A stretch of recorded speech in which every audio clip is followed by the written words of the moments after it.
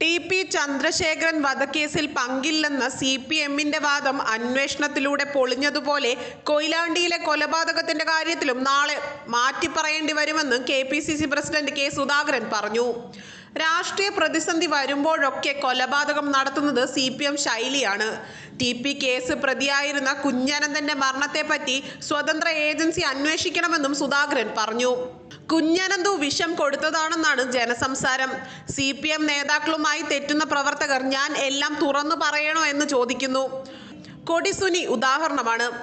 ഇപ്പോൾ ഏതു ജില്ലയിൽ പോയാലും സുനിയാണ് സൂപ്രണ്ട്. എല്ലാ സൗകര്യങ്ങളും നൽകുന്നു. ഇവരെയൊക്കെ നേതാക്കൾക്ക് അത്രയ്ക്ക് ഭയമാണ്. ഈ ഭയത്തിൽ നിന്നാണ് കുഞ്ഞനന്തൻ മരിച്ചതെന്നും സി.പി.എമ്മിൽ തന്നെ സംസാരമുണ്ടെന്നും സുധാകരൻ പറഞ്ഞു. കുഞ്ഞനന്തന്റെ മരണവുമായി ബന്ധപ്പെട്ട് നിയമപരമായ കാര്യങ്ങൾ ആലോചിക്കുന്നുണ്ടെന്നും പ്രതിപക്ഷ നേതാവ് വി.ഡി. സതീശൻ പറഞ്ഞു. ഹൈക്കോടതിയുടെ പുതിയ വിധി വന്നതോടെ ടി.പി. കേസ് വീണ്ടും തുറന്നിരിക്കുകയാണ്. ഉന്നതർ പങ്കെടുത്ത വ്യാപക ഗൂഢാലോചന ഈ കേസിലുണ്ട്. കുഞ്ഞനന്തന്റെ മരണത്തിൽ ദുരൂഹതയുണ്ടെന്നും സതീശൻ പറഞ്ഞു. വി.ഡി. സതീശന്റെ വാക്കുകളിലൂടെ 2019-2023 കാലത്ത് 3 കേന്ദ്ര ഏജൻസികൾ റെയ്ഡ് ചെയ്ത 30 കമ്പനികൾ ബി.ജെ.പിക്ക് 335 കോടി രൂപ നൽകിയെന്ന ഞെട്ടിക്കുന്ന വിവരമാണ് പുറത്തു വന്നിരുന്നത്. ബി.ജെ.പിയുടെ ഇലക്ട്രൽ ബോണ്ടായ 6000 കോടിയുടെ കണക്കുകൾ ചോദിച്ച കോടതിക്ക് അതെടുത്തു കൊടുക്കാൻ ഇതിലും വലിയ അഴിമതി പുറത്തുവരും. റെയ്ഡിലൂടെ ഭയപ്പെടുത്തി പണം വാങ്ങുകയാണ്. പണം നൽകിയ 23 കമ്പനികളുടെ കേസ് നടക്കുന്ന സമയത്താണ് ആ കമ്പനി മാത്രം 186 കോടി നൽകിയത്. ഇതെല്ലാം മറയ്ക്കാൻ ബി.ജെ.പി വിദ്വേഷവും വർഗീയതയും പ്രചരിപ്പിക്കുകയാണ്. എൽ.ഡി.എഫിന്റെ ലക്ഷ്യവും വർഗീയ ധ്രുവീകരണമാണ്. മുഖ്യമന്ത്രിയുടെ മുഖാമുഖം വെറും നാടകമാണ്. സർക്കാരിനെതിരായ ചോദ്യങ്ങൾ വരാത്ത നേരത്തെ ആളുകളെ കണ്ടെത്തി ചോദ്യം തയ്യാറാക്കി കൊടുക്കുന്നു.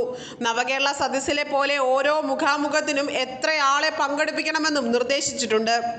സമരാഗ്നിയുടെ ഭാഗമായ ജനകീയ ചർച്ചാ സദസ്സിൽ സിനിമാക്കാരും പണക്കാരുമല്ല വരുന്നത്. 2 സർക്കാരുകൾ കാരണം ദുരിതമനുഭവിക്കുന്ന പാവങ്ങളാണ്. ചെങ്ങന്നൂരിൽ സിൽവർ ലൈൻ വിരുദ്ധ സമരം സമിതി തങ്കമ്മയ്ക്ക് നൽകിയ വീട് സിൽവർ ലൈനിന്റെ സ്മാരകം കൂടിയാണ്. സിൽവർ ലൈൻ വരില്ലെന്ന് എല്ലാവർക്കും അറിയാം. പക്ഷെ അതിനായി ഏറ്റെടുക്കുമെന്ന് പറഞ്ഞ സ്ഥലങ്ങളെ അതിൽ നിന്ന് ഒഴിവാക്കുന്നില്ല. ആളുകൾക്ക് അത് വിൽക്കാൻ കഴിയുന്നില്ല. SSLC പരീക്ഷ നടത്താൻ പണമില്ലാത്ത സർക്കാരാണ് 2 ലക്ഷം കോടിയുടെ പദ്ധതി നടത്തണമെന്ന് പറയുന്നത്. കേന്ദ്ര സർക്കാരിൽ നിന്നും സംസ്ഥാനത്തിന് 57,000 കോടി കിട്ടാനുണ്ടെന്ന വാദം പച്ചക്കള്ളമാണ്.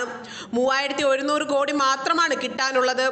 5 വർഷത്തേക്കാണ് GST നഷ്ടപരിഹാരം നൽകേണ്ടത്. ആ സമയവും കഴിഞ്ഞു. ഏച്ചുകെട്ടിയ കണക്കുകളാണ് സർക്കാർ പറയുന്നത്. ധനകമ്മീഷൻ വിഹിതം കുറവാണെന്നതും സത്യമാണ്. അത് പരിഹരിക്കണമെന്നാവശ്യപ്പെട്ട് ഞങ്ങൾ കമ്മീഷനെ സമീപിക്കും. സീറ്റ് വിഭജനം സംബന്ധിച്ച് UDF ഘടകകക്ഷികളുടെ ചർച്ച നടക്കുകയാണ്. മുസ്ലിം ലീഗിന് 3 സീറ്റിന് അർഹതയില്ലെന്ന് ആരും പറഞ്ഞിട്ടില്ല. EP ജയരാജനല്ല ലീഗിന് സീറ്റ് കൊടുക്കുന്നത്.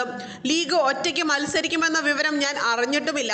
തോട്ടപ്പള്ളിയിലെ കരിമണൽ ഖനനത്തെ പരിസ്ഥിതി പ്രശ്നങ്ങളും തീരവാസികളുടെ ദുരിതവും ഉൾക്കൊണ്ട് ഞങ്ങൾ ശക്തമായി മുന്നോട്ട് വരുമെന്നും മാർച്ച് 5 നടക്കുന്ന സമരത്തിൽ ഞങ്ങൾ പങ്കെടുക്കുമെന്നും സതീശൻ വ്യക്തമാക്കി.